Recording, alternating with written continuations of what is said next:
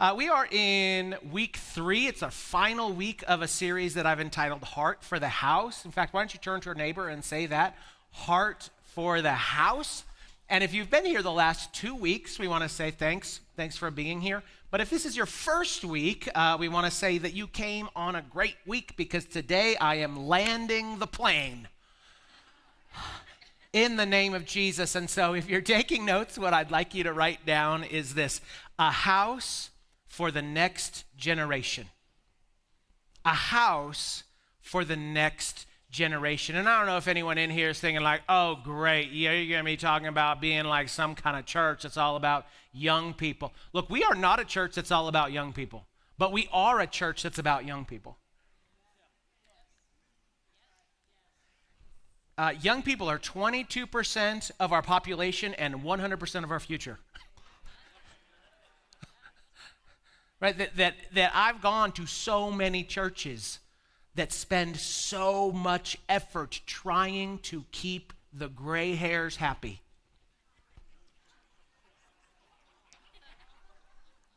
And look, I understand. Right? So like, don't misunderstand me that I am certainly not saying that we in any way are a church that caters only to young people. But I'm really glad that the kids are in there and the mid-schoolers are in there, because I don't want to talk to them as much this morning. I want to talk to you about what I believe our responsibility is to them. Are you with me? Don't get quiet on me. Here we go. Exodus chapter 3 and verse 1. Now Moses was tending the flock of Jethro, his father-in-law, the priest of Midian, and he led the flock to the far side of the wilderness and came to Horeb, the mountain of God. There the angel of the Lord appeared to him in flames of fire from within a bush. You're probably familiar with this story. Moses saw that though the bush was on fire, it did not burn up. So Moses thought, I will go over there and see this strange sight, why the bush does not burn up. When the Lord saw that he had gone over to look, God called to him from within the bush, Moses, Moses. And Moses said, Here I am. Do not come any closer. God said, Take off your sandals, for the place you are standing is holy ground. Verse 6. Then he said, I am the God of your father, the God of Abraham, the God of Isaac, and the God of Jacob. At this, Moses hid his face because he was afraid to look at God. So here in the burning bush story, which I'm sure you all probably familiar if you've seen the movie, The Prince of Egypt. But the idea is that there's a bush and it's on fire, but it's not burning up. So Moses, he walks over to it and he sees that this is happening. God takes the opportunity to speak to him through the bush, and he identifies himself, which God often does. But I think it's worth noting how it is that God identifies him. He doesn't say, I'm the God of a person. He says that I'm the God of a family line.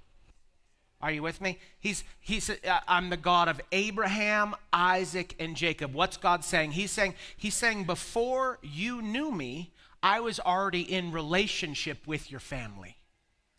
Right? There's 3 generations of your family, and I have been the God through the generations. Do you know this? That we serve a generational God. A generational God. And if you go to 1 Chronicles, we'll turn over there in a few minutes, you'll see that David, you all know David, is one of the richest stories in the Old Testament as far as the development of a character. He's who I was named after, King David, and so if you're wondering like what David did at the end of his life. So we know that David was a king. We know that he was the warrior. We know that he was the worshiper. We know that he was the poet. Right? We know that he was the giant killer. And so if you're kind of like wondering, like, what did David do at the end of his life? Well, let me tell you that for years, David had in his heart to build a house for God, like a permanent dwelling place for God's presence. And so in his later years, he got all the vision, he got all the resources together, he had all the passion to like build this amazing place called the temple for God's presence to live. He had all the plans in his head. He like planning out, here's all the rooms. I know what I'm going to do. This place is going to be awesome. And then God comes to David near the end of his life, and he says, hey, look, David, you know what? I love that you want to do that, but here's the problem. You've got all kinds of blood on your hands from all these wars. And he says, so you know what? So you're not going to build that for me. He says, your son will, but you won't. And I don't know if you're like me, like if that was me, you know what I would do at that moment? Pout. Sulk for 6 months. Oh, fine. I was trying to do something nice for you. God, you don't even want it. You don't even want a nice gift. Fine. I didn't really want to do it anyways. It was just an idea. That's what I would do. If I'm like, God, I'm going to build you this amazing thing. And God's like, nah. Fine. Right? But that's not what David does. You know what David does is he does something amazing, and it's this. He continues to plan and he continues to build all the way up to the place where he can't go any further. And so he gathers 112,000 tons. I don't know if you can picture that. 112, not pounds, 112,000 tons of gold and silver. He gets all the plans written, right? He even organizes all the people into shifts. Like, here's what the Levites are going to do. Here's what the priests are going to do. And he spends the rest of his life planning for a temple that he'll never see. Are you with me? Right? And I think for a lot of us, this is my thought, this is what I've experienced, it's very hard to get out of the consumer mentality when it comes to church. Come on. That's right. That's tough, man. You know, like because we'll talk about it and it's like, yeah, we're not consumers, we're contributors. It's hard. It's hard to not come in this room and say, I don't like these songs. It's tough. Right? It is like, I prefer that preacher. I like that preacher. I prefer when Pastor Marshall preaches, you know what I mean? I don't like when it's so dark. I don't like blah, blah. That it's like, there's all of these preferences, and it's difficult to exit out of being a consumer. And I want to be careful because it's not all wrong. Because I want you to know this, that the church should be a place where you get fed. And you should be expecting and hopeful and believing that you are going to get fed here. Side note, that's not all up to us. It's also, we cast the seed. It also has to do with the soil, which is the condition of your heart. Right? So there's people in this room that will get nothing, and there's people in this room that will get everything, and it's not because the seed is different, not because the word of God is different, it's about the condition of the heart. But it's not wrong for you to want to come in here and receive. It's not wrong for you to want to come in and worship and sing songs, sing words that are meaningful to you. It's not wrong. But like what I want to do is this morning is I want to focus not on what the church does for us, but our responsibility for the people who come after us. That's what I want to do, just for a little bit. Are you okay with that? Okay, because I need you to know this, that somebody's coming. And it's just like they're not in the room yet. There's people that are coming to this church that haven't been born yet, right? And what they walk into has everything to do with how we conduct ourselves right now, right? That we make a space for them. And so what I want to do is I'm going to go briefly 3 things that I believe the next generation needs from each of us. Are you okay with that?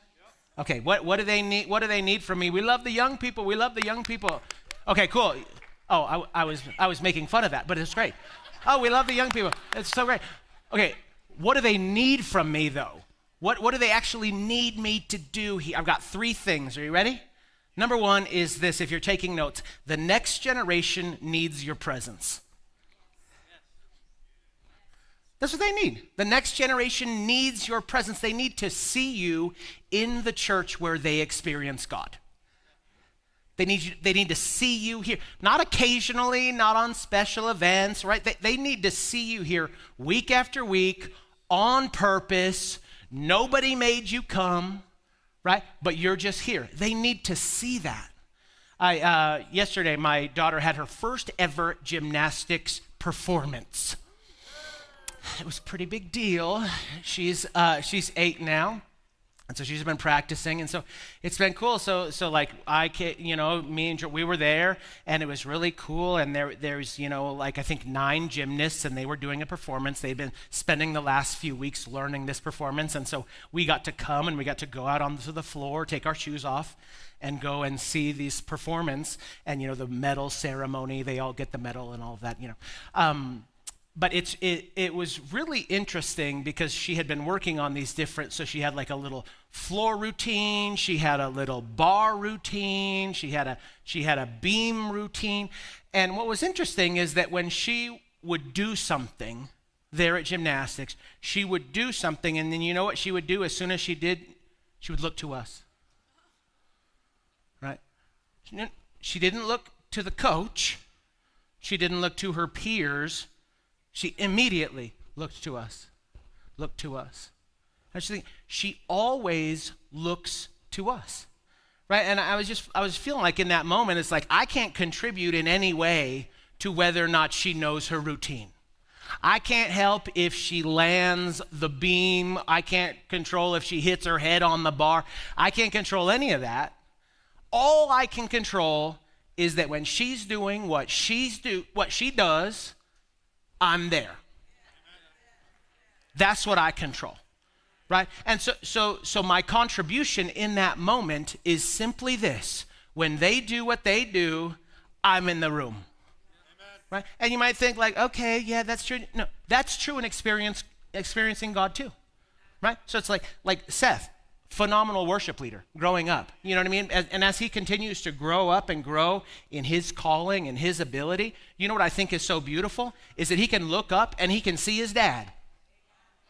He can see his mom. And it's not like they're doing anything for him in that moment. It's just the fact that they're there when he's doing what he does.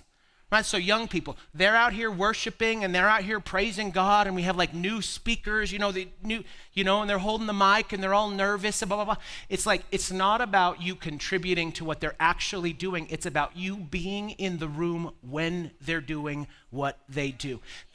And they're learning, by the way. It's not just that you're supporting, they're also learning from you just by where you choose to have your body at any given time. They learn what matters by watching your priorities.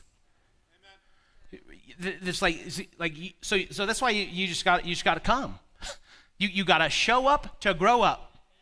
You've just got to. They just need to see you do it. And like, I'm not just talking about your kids. It's not just about your kids. And it's not even only about kids, right? That your presence in a place can be an encouragement. Look at this, 2 Corinthians chapter 7, verse 6. So this is Paul. He's currently going through a hard time. And he says this: "But God, who comforts the downcast, comforted us by the coming of Titus." Right? I just think that's the whole verse. That's like Titus showed up, and Paul felt God's comfort because one person walked through the door. Like, and so you just never know who needs you to be their Titus on any given Sunday. Right? That it's like when I'm here and I see you, there's an ability for God to comfort me just with you being here. It just comforts, right? You know what I mean? So like I look around and I see, like, every time I see Herb, you know what? It comforts me. He don't need to do nothing. I just want him here. Right? He encourages me in my faith just by being here. You know what I mean? It's like every time I see Pastor Shirley, it comforts me. It encourages me in my faith. Every time I see Mitch, my mom sitting in the second row, is she doing anything to like help me do this in this moment? No, but she's here when I'm doing what I'm doing, and it comforts me. Right? And so you have to show up consistently. Make this house a non-negotiable. You're not a parent, it's still for you, right? Like you don't need to be someone's mom or dad to be their Abraham. Right? You can be their Abraham. You can be part of their faith journey, but you can't be if you don't show up. So that's number one. The next generation needs your presence. Number two, I've just got 3. It's quick this morning. Number 2 is this: the next generation needs your passion.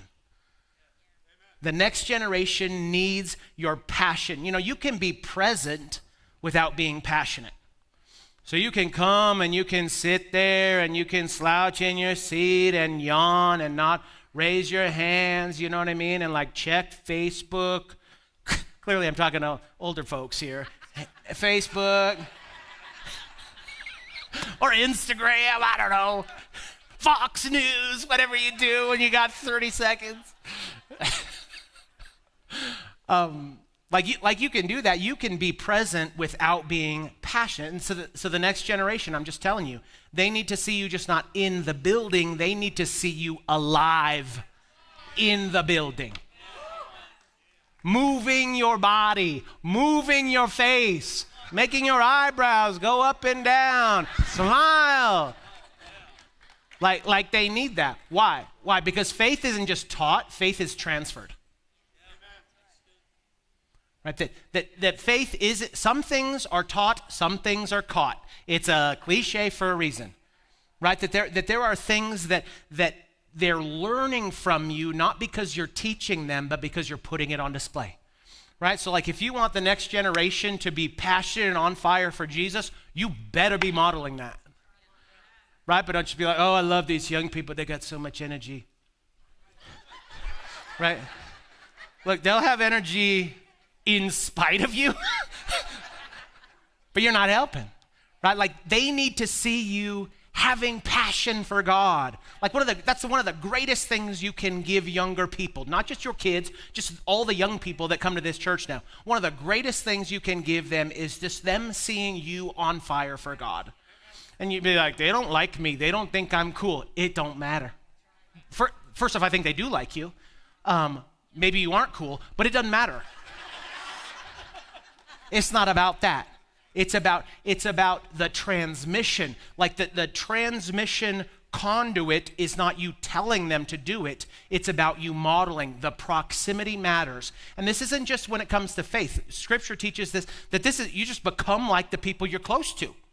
In proximity. It says in Scripture that it's like if you hang around with fools, those who hang around with fools is a fool, right? But a companion to the wise becomes wise. So it's not even that you're doing what they're doing, it's that you're around them when they do the thing that they do. Amen. Right? And so like if you want young people to be on fire, well, they need to be sitting next to adults who raise their hands, who sing super loud, you know what I mean? And so it's like, man, you come and your kids and blah, blah, blah, and it's like, man, they're not gonna wanna see me do. They are. It transfers through proximity. I was thinking, it was funny that Pastor Cindy said a story about Grace when she was 2, not doing anything that we say, and that's true. But I also noticed, I was thinking about maybe around that same time, that there was a time when it was like Grace started copying the things, not that we told her to do, but just the things that we did, right? So like if we yawned, she'd yawn, you know what I mean? Like if we stood up, she stood up, you know? Like if we sneezed, she fake sneezed. You know, if I'm there in the kitchen and I'm cooking, like she's gonna roll up. We bought this whole thing just so that she could stand next to me and like pretend to cook while I'm cooking. And I remember thinking like, that is so cute and totally terrifying. You know what I mean? It's cute, but it's heavy. Because nobody's teaching her how to fake sneeze. She's just imitating. She's imitating everywhere she goes. But it's not by instruction, it's by proximity. And so like if I come into like I meet a 5-year-old and he says naughty words, I know where he got it. You know what I mean? Because you're always transferring. They're like little sponges. And so I believe in generational curses. I'm less interested in generational curses. I'm more interested in generational responsibility. Right? Doing the things that we need to do to be responsible for the people who come after us. Right? Because a transfer is happening whether you want it to or not. Exodus chapter 29, which we already discussed, I think, close to. God is instructing Moses. It's an interesting thing, and it's around this guy Aaron. Aaron is the high priest, and he says something really interesting. Look at what he says. A little backstory is that Aaron, as the high priest, he wears these sacred garments. It's like these sacred special clothes that he wears as a high priest, okay? And then look at this, verse 29. This is God. The sacred garments of Aaron shall belong to his descendants after him. They will wear them when they are anointed and ordained. So it's interesting that what God's saying is that the garments that Aaron wore would be handed down. What Aaron wore, his sons wore. Are you with me? What Aaron wore, and in this particular case, it was the weight of the priesthood, it was the proximity to God, it was the responsibility. But they would literally wear what their father wore. And that was a physical reality for Aaron, and is a spiritual reality for you. Let me just talk to parents for a quick second. Your kids will wear what you wear. Right? And that could be something that is great, your faith and your life of faith gets passed to them. And it might be like, no, they're not even interested. It's like there is still a transmission happening. Even if it's only in seed form, the transmission is happening when you put your faith on display. People are watching you. They might not act interested. They might yawn during the sermon. They might say like, church ain't cool. Isn't that right, Pastor? Like they might say that, but there's still a transfer happening. They will wear what you wear. That's gonna happen. And so the question is, what are you gonna wear? And so if you carry like, God is an obligation. Okay, church, I don't know, man. I was kind of tired. It's been a long week, blah, blah, blah. If you wear obligation everywhere you go, they will wear that. Amen. Right? But if you wear passion, it's like, man, I'm excited about God. It's a pleasure, and like I now know this. As someone who speaks publicly about God for a living, I know how it feels kind of strange sometimes to talk about those things to your kids. I don't know why. It just sort of is, you know what I mean? And you just got to push past that. You know what I mean? Like the men in here is like, blah, blah, blah. Your kids need to hear you pray, men. Well, I don't know, it's awkward. I wouldn't feel comfortable. Push past it, man. Because if you want them to be people of prayer, you have to put that on because they're going to wear what you wear. Look at what Paul says to Timothy, 2 Timothy chapter 1, verse 5. Timothy is like a young pastor. He says this, I am reminded of your sincere faith, which first lived in your grandmother, Lois, and in your mother, Eunice, and I am persuaded now lives in you. I think that's such a cool verse, right? That he says this, hey, look, I see your faith. So let's just go to Seth because they sit close, right? Like, I see your faith, Seth, and I saw it in your grandma. I see it in your grandpa, and I see it in your mom, and I see it in your dad, and now I see it in you. Right? That's the way. He didn't say, Timothy, boy, you did it all on your own. And look, if you did it all on your own, praise God for that. But maybe you just decide right now that your kids aren't going to have to discover it all on their own. Right? That you're going to be the beginning of a lineage of faith. And so it's all about what you wear. Faith is transferable. Faith is generational. Look at what David says in Psalm chapter 69. He says, for zeal for your house consumes me. Zeal for God? Well, yeah, but zeal for your house specifically. Right? That it's like, I would love if each parent in here would have the reputation in their children's eyes that they're passionate about church. It's like, my dad, he ain't perfect, but that guy loves church, right? That gets passed down generation after generation, not casual, not lukewarm, not I'll get there when I get there. Like God's passion,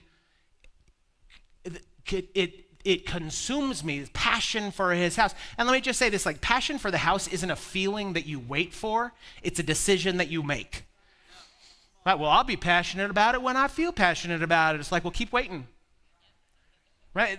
Paul says to Timothy, stir up the gift in you. Stir it up. You stir it up. Right? Like don't wait for it to stir up itself. You stir up yourself. If you're just like, man, I wish I was passionate about church. Well, decide that you're passionate about church. Start acting passionate about the church. Like your emotions follow your decisions, right? So you can decide that you need to be more passionate about something, and you can talk to yourself and you make decisions about it, you prioritize it, and your emotions will follow. Right, but just decide, I am a person that is passionate about the house of God. So you worship like it's real. because it is. I don't feel it, blah, blah. It doesn't matter, right? I've told you this before. Don't you dare only raise your hands when you feel it. This is not about feeling. It's not about feeling. It's about offering something up to God, right? And so just come in here and be like, man, I'm passionate. It's like, man, when my son's here, I raise my hand. That feels awkward as heck. Push past it. He needs to see your faith on display. He needs to see it from you because he's learning from you. It's a transfer. Engage with the sermon like it applies to your life. Right? Like, because it does. Serve like it matters because it does. Bring your whole heart when you come to church. Not just for your sake. It is for your sake, but not just for your sake, also for their sake. So, like, how does this play out in a normal Sunday? That you come, you're excited, you don't show up late, you're not dragging, you wake up, you have a coffee, do whatever you got to do so that you can come up here and you're awake when service starts. And someone says, like, is anyone excited to be in the house of God? You know what you don't do? Right? Like, it's because you're putting something on display that transfers to other people. Right? And so you have to put your faith on display. Like in the car, I say this to parents, like if you go in the car with your kids and even if you hated the sermon, get in the car and say like, man, don't you love being at church? I love being at church. Man, it's such a privilege to be in church. I love church. I wish they had more church. I wish church was longer. Lie, just kidding. Right, but just putting your faith on display because they're like a sponge. They absorb your passion or your lack of it. The most powerful gift you can give young people is modeling, following God with your whole heart. Number one, the next generation needs your presence. Number two, the next generation needs your passion. Number three, and I'm done, the next generation needs your sacrifice. And you probably think, oh, here's the money. I'm not just talking about money. Like your sacrifices certainly includes money, but it's not just money. Every time you put God first, every time that you come and you serve, every time that you take off work so that you can be here at a conference, even every time you raise your hands when you don't feel like you're sacrificing for the next generation. 1 Chronicles chapter 29, you can turn there briefly if you want. But this is the time when I told you, so David's like, I'm going to build you the sweetest house. It's going to be incredible. Everyone's going to love it. It's going to be awesome. God says, man, you got blood on your hands. You can't do it. Too many wars. So your son will do it. And so then he comes and he gathers all of this money. So he gathers 112, like I told you, tons of gold and silver. What I didn't tell you is that scholars estimate that in today's money, that's right around about probably $200 billion. That's probably enough to get you a pretty nice place. I don't know what the ballroom's going to cost, but probably not $200 billion. Like that, like, wouldn't you say that, like, if you're building a temple, once you have $200 billion, you probably don't need more money? It's not the issue. Like, they had all the money they needed. All of it. Money, check. We totally done. But look at what David does. 1 Chronicles chapter 29, verse 3. He says this, besides, in my devotion to the temple of my God, I now give my personal treasures of gold and silver for the temple of my God over and above everything I have provided for this holy temple. I think that's amazing. He's saying over and above. He said, like, we already got $200 billion, right, from like all the wars and stuff. Ironically enough, it's one of the ways they became very wealthy. It's the thing that disqualified them, but that was how they got all this money, right? And so money was not an issue. They had all the money they needed for the project. But David said, you know what? Out of my devotion for God, out of my devotion to this temple, I am giving my own money above and beyond, right? It's not the kingdom's money. Nobody asked him to do it. There was no pressure. He just decided. And then what he does is he's in a room full of other leaders. And he's saying this, and then he turns to them and he says this, verse 5, who then will consecrate himself today to the Lord? He says, and aren't y'all gonna give too? he says, who's with me? We got all the money we need, but I'm gonna give more out of my devotion to God. Who's with me? And they all do. They give gladly, freely, joyfully, right? And I just think it's worth noting and worth paying attention to that they're giving to a building that most of them won't live to see finished. Right? So they're giving, and then they're going to die, and then it's going to get built. That's the flow. Isn't that interesting? Right? So it's like they're giving for a generation that hadn't even been born yet.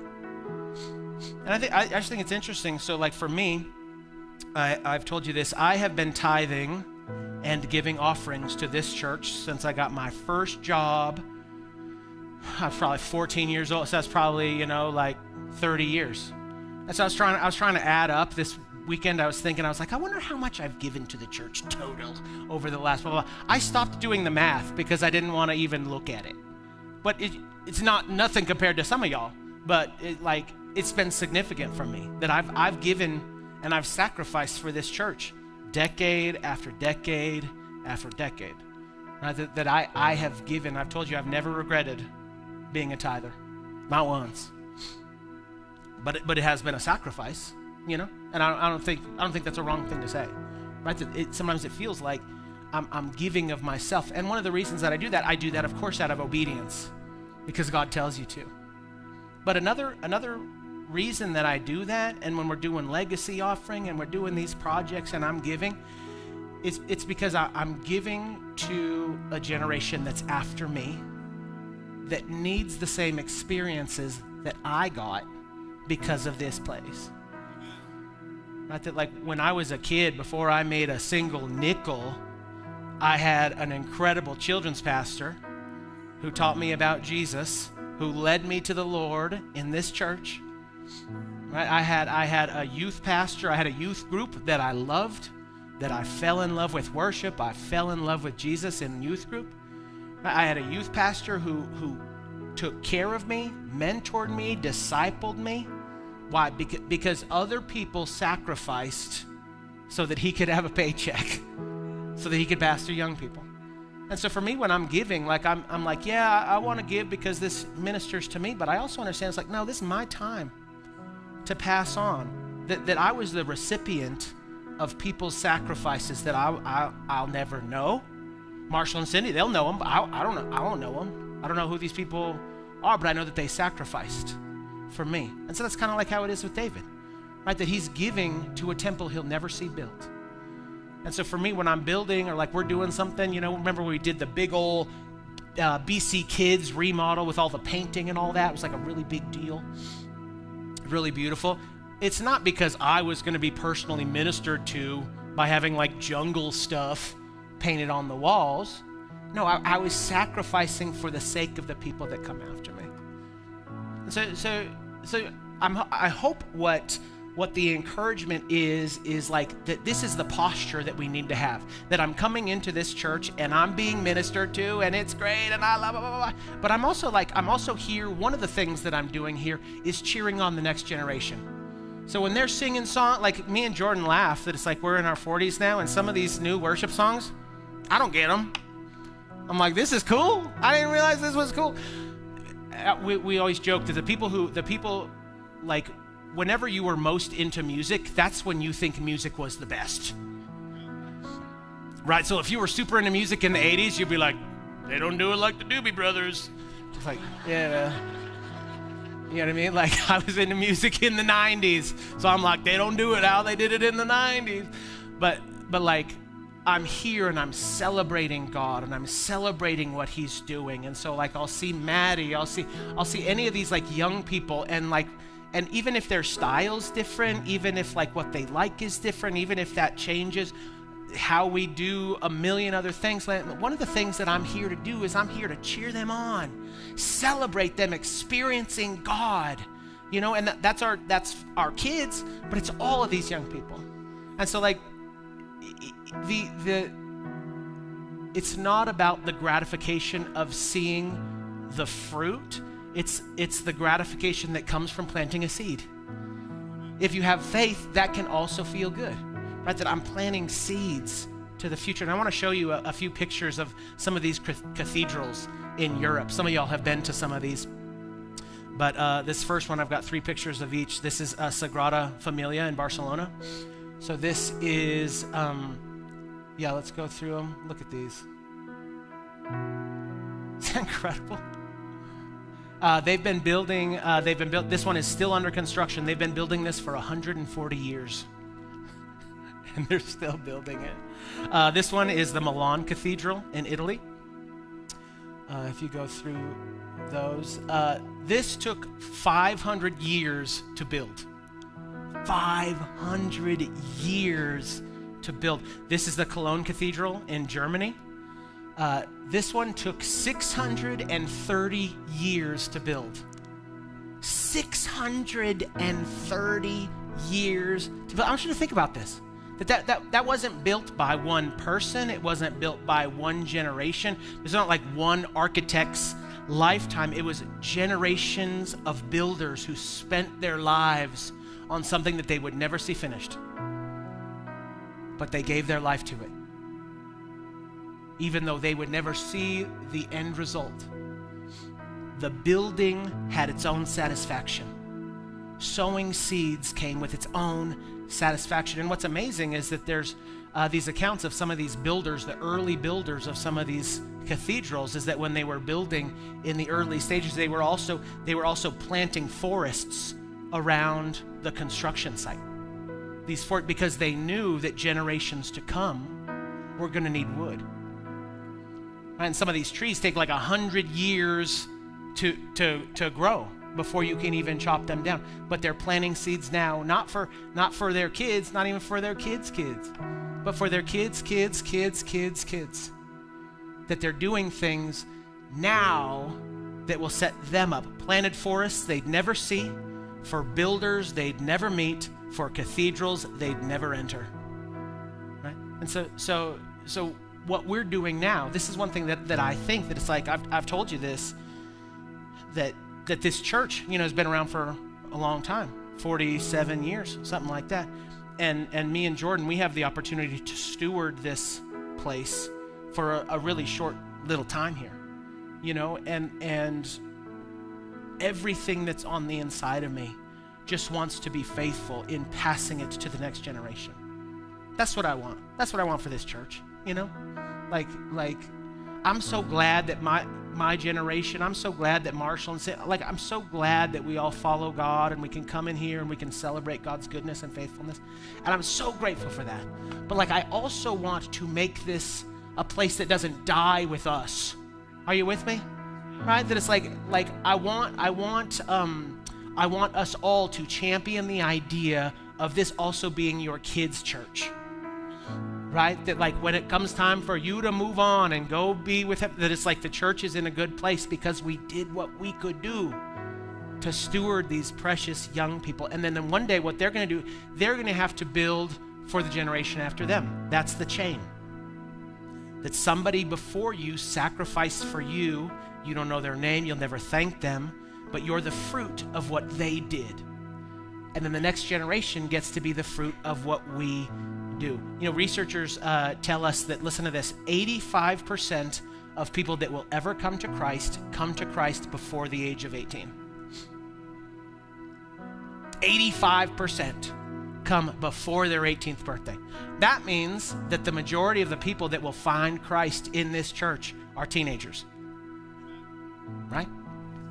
And so I'm not saying, it's all about teenagers. Hear my heart. I'm not that guy. But I'm just saying we need to do everything that we need to do in here, everything that we need to do out here, so that when they come, we'll be ready. But they need our presence. They need us to be here, cheering them on. They need our passion, and they need our sacrifice. Last little illustration. If you go to the book of Hebrews, which I'm sure probably most of you are familiar with, the book ends with what's called the Hall of Fame. Well, Hall of Faith. It's like the Hall of Fame, but it's for faith. And so it's all of these people. So they go through Abraham and Moses and Rahab and David and Samuel, all the heroes of the faith. It lists them all. And then look at what the writer says after talking about all of these people.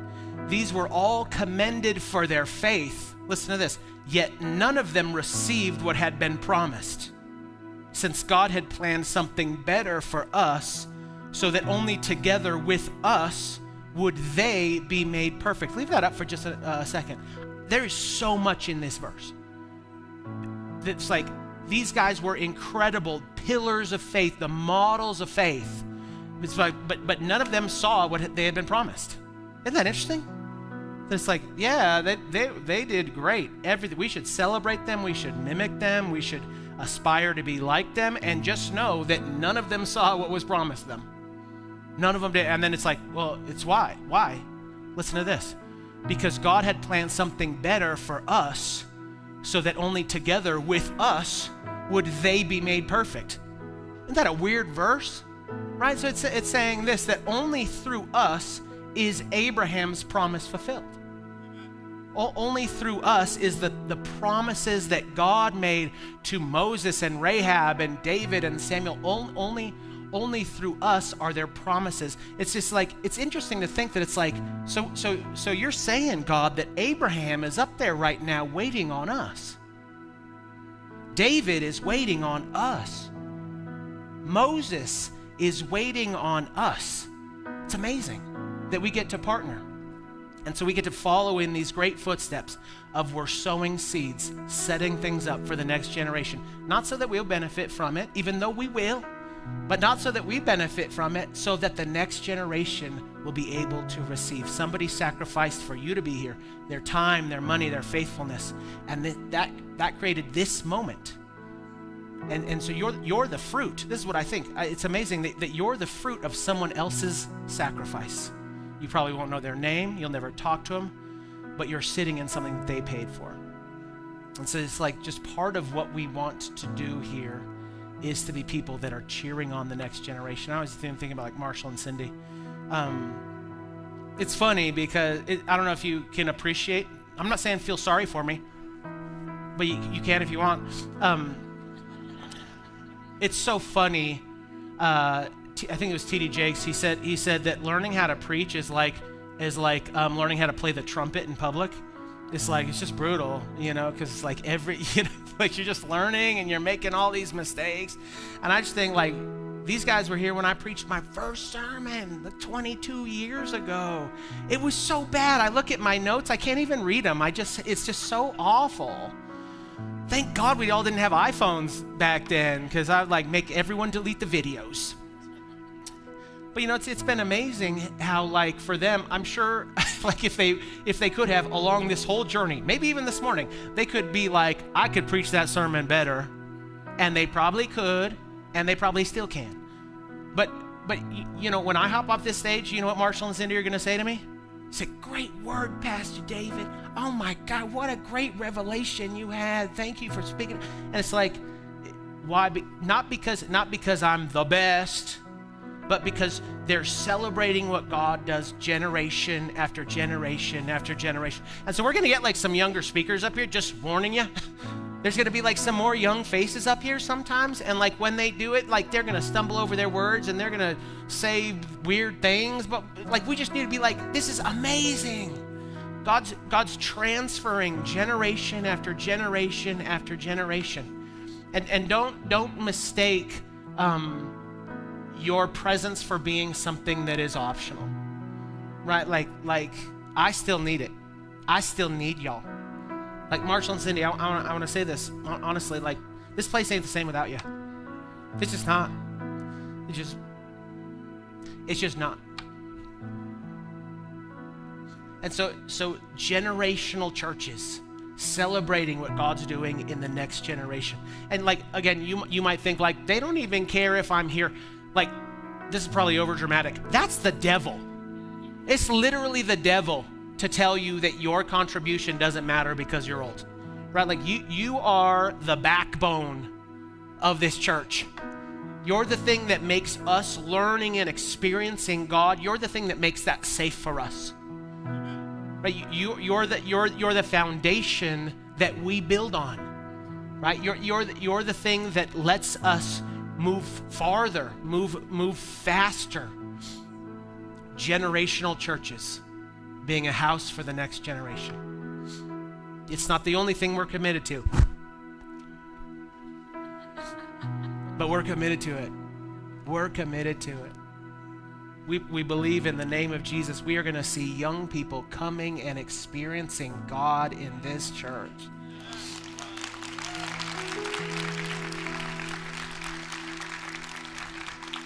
And it's a privilege. They're going to be playing music and you're going to be totally confused by it. Why are they hitting the drums so hard? Why? It's like there's a million things. But it's just joy. It's just celebration to see God moving in younger people. Here's my closing statement.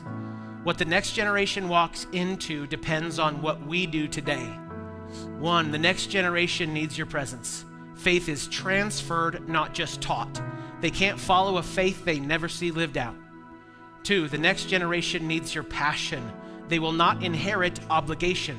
They will inherit a faith that's alive, joyful, and worth giving their lives to. Number 3, the next generation needs your sacrifice. King David gave for a temple he would never enter. Give for a generation that will be the fruit of what you did. Can I get a good amen there?